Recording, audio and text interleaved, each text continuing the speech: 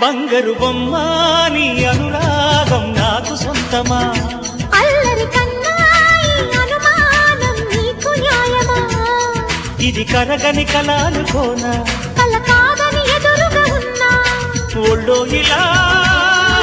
వాలిన పెన్నిధి వద్దనగలనా వెయ్యేళ్ళిలా నీ పద సన్నిధి స్వర్గమిలగనా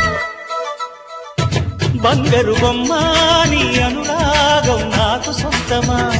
అల్లరి కన్నాయి అనుమానం నీకు న్యాయమా